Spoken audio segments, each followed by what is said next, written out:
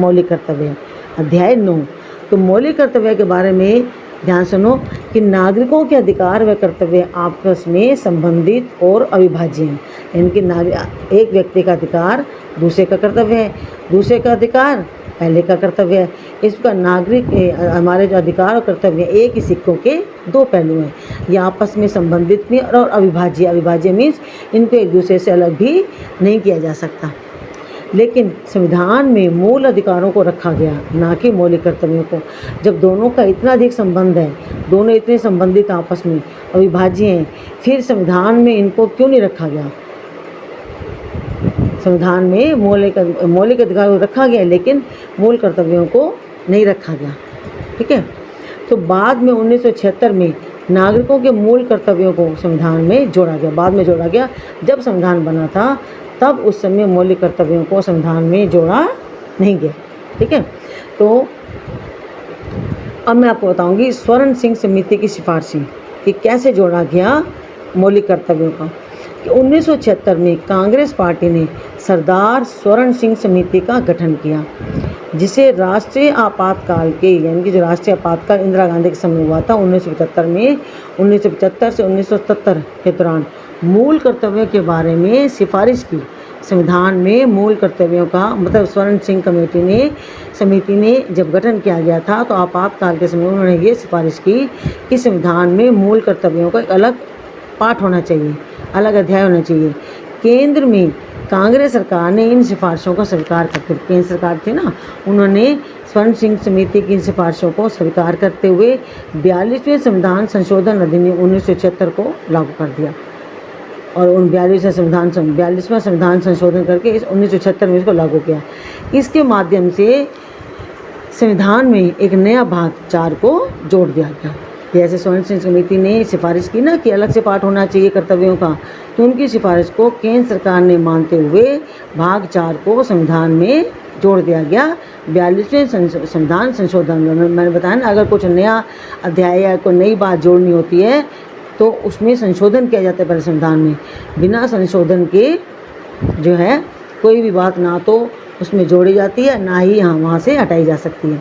तो स्वर्ण सिंह समिति की सिफारिशों को मानते हुए केंद्र सरकार ने 42वें संविधान संशोधन अधिनियम के 1976 के तहत इसको लागू किया और उसको जोड़ भी दिए गए संविधान में। सत्तारूढ़ कांग्रेस पार्टी ने घोषणा की कि संविधान में मूल कर्तव्यों को ना जोड़ा जाना ऐतिहासिक भूल थी। उस समय जो कांग्रेस पार्टी थी उन्होंने भी इस बात की घोषणा की कि संविधान में जो मूल कर्तव्यों को नहीं जोड़ा गया शुरू में, ये एक ऐतिहासिक भूल थी। ठीक है, उन्होंने इस बात को माना। तो स्वर्ण सिंह समिति ने 8 मूल कर्तव्यों को जोड़े जाने का, जब सरकार ने मान ली उनकी बात, संशोधन कर दिया गया और ये भी कहा कि इनको ना जोड़ना ऐतिहासिक भूल थी, तो उस समय स्वर्ण सिंह समिति ने 8 मूल कर्तव्यों को जोड़े जाने का सुझाव दिया।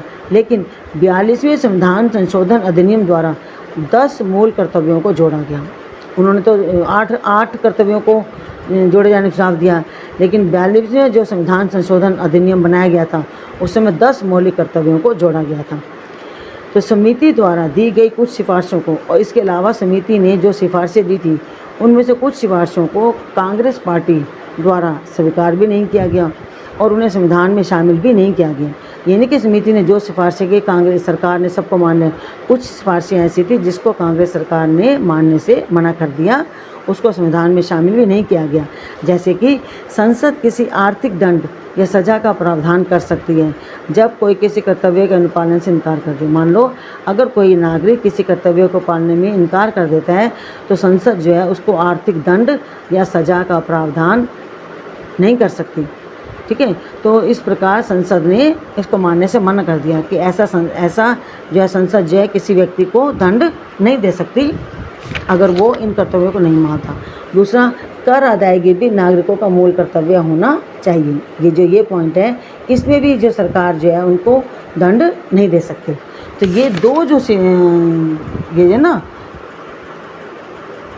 इन 2 कर्तव्यों को शामिल नहीं किया गया संविधान में। अब मैं आपको बताऊंगी कि वो 10 मूल कर्तव्य कौन से थे जो संविधान में शामिल किए गए। अनुच्छेद 51 के अनुसार भारत के प्रत्येक नागरिक का कर्तव्य होगा कि वह संविधान का पालन करे और उसके आदर्शों, संस्थाओं, राष्ट्रध्वज व राष्ट्रगान का आदर करे। पहला कर्तव्य। वो तो सबसे बड़ा कर्तव्य है। दूसरा, भारत के संप्रभुता, एकता व अखंडता की रक्षा करें। ठीक है, संप्रभुता, जो भारत व शक्ति अपनी वो एकता और अखंडता, भारत टूटने न पाए, खंडित न होना पाए, इसकी रक्षा करें। यह हर नागरिक का कर्तव्य है। और तीसरा, देश की रक्षा करें और आह्वान किए जाने पर राष्ट्र की सेवा करें। अगर ज़रूरत पड़े तो राष्ट्र की नागरिक सेवा भी करें। तो भारत के सभी लोगों में, चौथा मैं कर्तव्य बता रही हूँ, भारत के सभी लोगों में समरसता, एक जैसा समरसता, जो समान भातृत्व की भावना का निर्माण होना चाहिए। पांचवा कर्तव्य, हमारी संस्कृति की गौरवशाली परंपरा का महत्व समझे।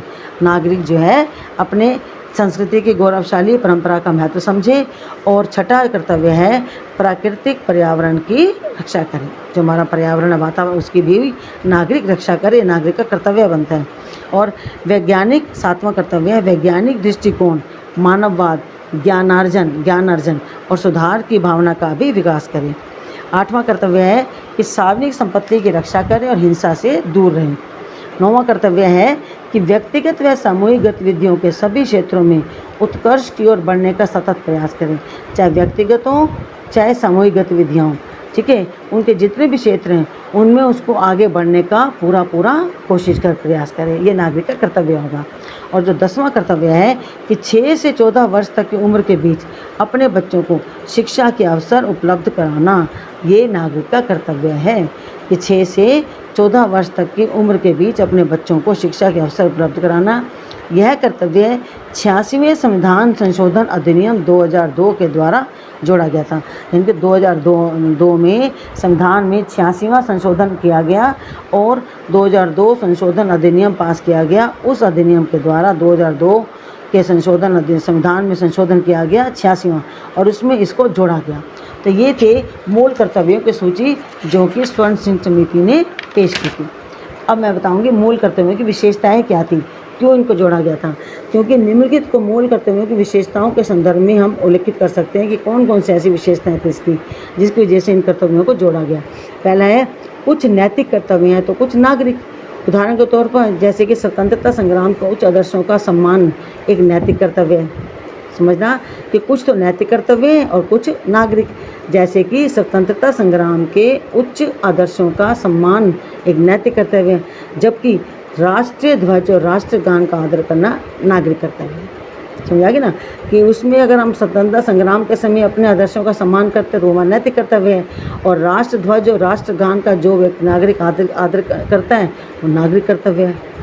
दूसरी इसकी विशेषता है कि ये मूल्य भारतीय परंपरा, पौराणिक कथाओं, धर्म व पद्धतियों से संबंधित हैं। ये जो नैतिक मूल्य है ना हमारे, वो हमारे जो भारत की जो परंपरा है, जो पौराणिक कथाएं हैं, धर्म है, जो शुरू से हमारे पद्धतियाँ चलती आ रही हैं, उनसे संबंधित हैं। इसीलिए इन कर्तव्यों को संविधान में जोड़ा गया। और तीसरी विशेषता है इसकी कि मूल कर्तव्य केवल नागरिक के लिए ना है, ना कि विदेशियों के लिए। यानी कि जो हमारे देश में विदेशी आते हैं उनके लिए इन कर्तव्यों का पालन करना आवश्यक नहीं है। ये सारे मूल कर्तव्य किनके लिए? अपने देश के नागरिकों के लिए। और निदेशक तत्वों की तरह मूल कर्तव्य भी गैर न्यायोचित हैं। जैसे निदेशक तत्व गैर न्यायोचित हैं, उनके लिए न्यायालय में नहीं जाया जा सकता, ऐसे मूल कर्तव्य भी गैर न्यायोचित हैं।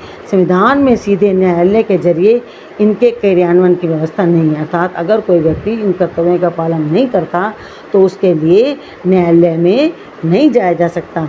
यानी उनके हनन के खिलाफ कोई भी कानूनी संस्तुति नहीं है, कोई भी कानूनी प्रविधि नहीं है, कोई भी कानूनी विधि नहीं है। तो ये मैंने आपको बताया इसकी विशेषताएं क्या है मूल कर्तव्यों की। अब मैं बताऊंगी आपको कि इनकी कुछ लोगों ने इसकी आलोचना भी की है। तो आलोचक जो है क्या कहते हैं इसके बारे में कि कर्तव्यों की सूची पूर्ण नहीं है। वही कहते हैं कर्तव्यों की सूची पूर्ण नहीं है। अगर कर्तव्य ऐड भी करने हैं, जोड़े भी गए हैं संविधान में, तो उनकी सूची तो पूर्ण हो। वो कहते सूची पूर्ण नहीं है क्योंकि इनमें से कुछ अन्य कर्तव्य जैसे मतदान है, जैसे मतदान है सब व्यक्ति नहीं करते, तो ये उसमें शामिल होने चाहिए। ये उस सूची में शामिल नहीं है। कर अदायगी शामिल नहीं है, परिवार नियोजन आदि ये सब समाहित नहीं है। ये किसने का? आलोचकों ने कहा।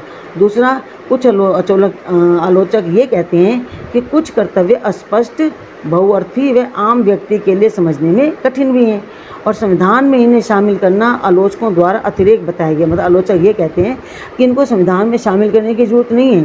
क्यों? क्योंकि संविधान में शामिल मूल कर्तव्यों को उन सभी को मानना है जो संविधान से संबंधित ना भी हों, अर्थात जो संविधान से संबंधित नहीं भी हों तब भी इनको शामिल करना सभी को मानना है, तो इसलिए इनको शामिल करने की ज़रूरत नहीं थी।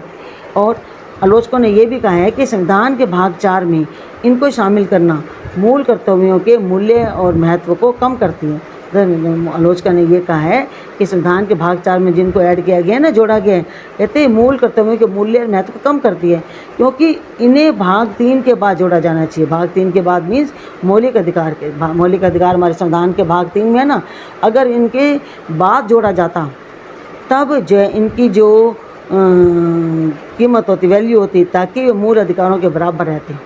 अगर इनको संविधान के भाग 3 के बाद जोड़ा जाता तो ये मूल अधिकारों के बराबर रहती। तो आलोचकों ने ये बात, तो आलोचकों द्वारा की गई आलोचना के बावजूद भी जो मौलिक अधिकारों का, जो मौलिक कर्तव्यों का जो महत्व है उसको हम कम नहीं कर सकते, क्योंकि आलोचनाओं व विरोध के बावजूद मूल कर्तव्यों की विशेषताओं को निम्नलिखित दृष्टिकोण के आधार पर स्वीकार किया जा सकता है, यानी कि इसके महत्व को कम नहीं किया जा सकता है। जैसा कि मूल कर्तव्य राष्ट्र विरोधी व समाज विरोधी गतिविधियों जैसे राष्ट्र ध्वज को जलाने, सार्वजनिक संपत्ति को नष्ट करने के खिलाफ चेतावनी के रूप में भी कार्य करते हैं। कोई भी व्यक्ति राष्ट्र ध्वज को नहीं जला सकता, सार्वजनिक संपत्ति को नष्ट नहीं कर सकता। अगर ऐसा करता है तो उसके विरुद्ध जो है सरकार एक्शन भी लेती है। मूल कर्तव्य नागरिकों के प्रेरणा स्रोत हैं और उनमें अनुशासन और प्रतिबद्धता को बढ़ाते हैं। नागरिक केवल मूक दर्शक नहीं होते, बल्कि राष्ट्रीय लक्ष्य की प्राप्ति में सक्रिय भागीदार होते हैं। नागरिक सिर्फ देखते नहीं रहते, वो अपने राष्ट्रीय लक्ष्यों को प्राप्त करने के लिए पूर्ण रूप से देश की गतिविधियों में भाग भी लेते हैं। तो मूल कर्तव्य विधि द्वारा लागू किए जाते हैं।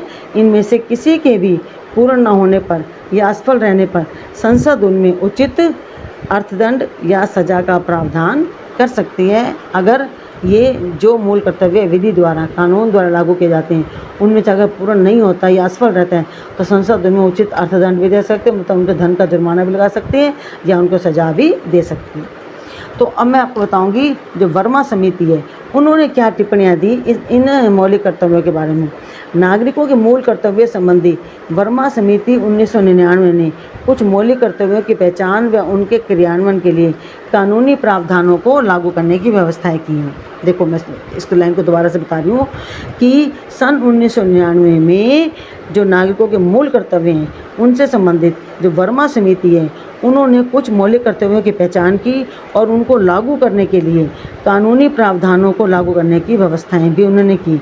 जैसे राष्ट्र गौरव अपमान निवारण अधिनियम 1971, यानी 1971 में ये अधिनियम पारित किया गया, राष्ट्र गौरव अपमान, ठीक है, निवारण अधिनियम 1971। यह भारत के संविधान, राष्ट्रीय ध्वज, क्योंकि ये हमारे राष्ट्र के गौरव हैं, अगर इनका अपमान होता है तो उसके निवारण के लिए भी अधिनियम बनाया गया है। जैसे कि भारत के संविधान, राष्ट्र ध्वज, राष्ट्रीय गान के अनादर का निवारण करता है, ये कर्तव्य। दूसरा, विधि विरुद्ध क्रियाकलाप, यानी कि कानून के विरुद्ध कोई क्रियाएं होती हैं तो उनका भी निवारण करने के लिए अधिनियम बनाया गया 1976 कि किसी सांप्रदायिक संगठन को गैर कानूनी घोषित करने की भी व्यवस्था करता है। कोई अगर सांप्रदायिक संगठन है जिससे देश में किसी प्रकार की अराजकता का फैलने का डर होता है तो उसको भी गैर कानूनी घोषित करने की व्यवस्था करता है, ये अधिनियम 1976। विधि विरुद्ध क्रियाकलाप निवारण अधिनियम 1976 किसी सांप्रदायिक संगठन को गैर कानूनी घोषित करने की व्यवस्था करता है, ठीक है। अब बताऊंगी आपको मैं। वन्य जीव संरक्षण अधिनियम 1972 दुर्लभ व लुप्त प्राय प्रजातियों के व्यापार पर प्रतिबंध लगाता है। जैसे जो प्रजातियां जो हैं दुर्लभ, बहुत कम मिलती हैं और लुप्त हो गई हैं, उनका जो लोग व्यापार करते हैं उसके ऊपर प्रतिबंध लगाया गया है। उस प्रतिबंध पर लगाने के लिए अधिनियम बनाया गया है, वो है वन्य जीवन के वन में रहने वाले जीवों का संरक्षण प्रदान करना। उसके लिए अधिनियम बनाया गया 1972, तो कि वो इसलिए बनाया गया ताकि जो दुर्लभ और लुप्त प्राय प्रजाति हैं उनके व्यापार पर रोक लगाई जा सके। और पांचवा जो इसमें इन्होंने अधिनियम को बताया गया है कि वन अधिनियम 1980 वनों की कटाई व वन भूमि के गैर वन उद्देश्यों के लिए इस्तेमाल पर रोक लगाना, उनके इस्तेमाल पर रोक लगाना, वनों की कटाई, वन भूमि के गैर वन उद्देश्यों के लिए जो मतलब वनों की भूमि का जो इस्तेमाल करते हैं अपने उद्देश्य को पूरा करने के लिए, उसके ऊपर भी इन्होंने रोक लगाई थी। तो उसके लिए कौन सा अधिनियम बनाया गया? वन अधिनियम 1980। इस पर बेटा मैंने जो आप लोगों को बताया ना, ये इसके मौलिक कर्तव्य हैं, तो ये इन मौलिक कर्तव्यों में मैंने आपको मुख्य विषय जो बताए हैं कि ये क्या है मौलिक कर्तव्य। स्वर्ण सिंह समिति की सिफारिशें बताई हैं, फिर ये बताया कौन कौन से स्वर्ण सिंह समिति ने 10 मौलिक कर्तव्यों को शामिल किया गया है, इन मौलिक कर्तव्यों की विशेषताओं के बारे में बताया है, फिर इसकी आलोचना की गई है, आलोचना के बाद भी इसके महत्व को नकारा नहीं जा सकता, इसके महत्व के बारे में बताया है। फिर मैंने बताया आपको वर्मा समिति की टिप्पणियाँ, उन्होंने कौन कौन से अधिनियम जो है मौलिक कर्तव्यों की पहचान और उनके क्रियान्वयन के लिए इन कौन कौन से कानूनी प्रावधानों को लागू करने की व्यवस्थाएं की हैं। तो इस प्रकार मौलिक कर्तव्य सभी देशवासियों को सचेत करके उन्हें उनकी जिम्मेदारी व कर्तव्य का एहसास कराते हैं। वे नागरिकों में देशभक्ति की भावना जगाते हैं, उन्हें अपने व्यक्तिगत स्वार्थ से ऊपर उठकर सामान्य हित का पालन करने में सहायता प्रदान करते हैं। संविधान में शामिल करने से उनका महत्व और भी अधिक बढ़ गया। अगर इनको संविधान में शामिल कर दिया गया ना भाग 4 में, तो इनका महत्व और अधिक बढ़ गया है। उनका पालन करने से समाज में गुणात्मक परिवर्तन भी लाया जा सकता है, क्योंकि लोकतंत्र में सबसे बड़ी शक्ति किसके पास होती है? जनता के पास होती है, या जनमत की होती है। अगर देशवासी इन मौलिक कर्तव्यों का ईमानदारी से पालन करने लग जाए ना, तो भारत के जो राजनेताएँ हैं, राजनीतिक दल हैं, उनके क्रियाकलापों में भी ज़बरदस्त बदलाव आ जाएगा। तब देश के सार्वजनिक जीवन को आज से भी अधिक सुंदर बनाने में अवश्य ही मदद मिलेगी। इसका मतलब क्या है कि जो ये कर्तव्य हैं, ये हमारे देश के नागरिकों को सचेत करते हैं और उनकी जिम्मेदारी व कर्तव्य का एहसास कराते हैं। ठीक है बेटा, तो ये मैंने आपको कर्तव्यों के बारे में, मौलिक कर्तव्यों के बारे में बताया है। उम्मीद है आपको ये अध्याय अच्छे से समझ आ गया हो गया। ठीक है, धन्यवाद बच्चों।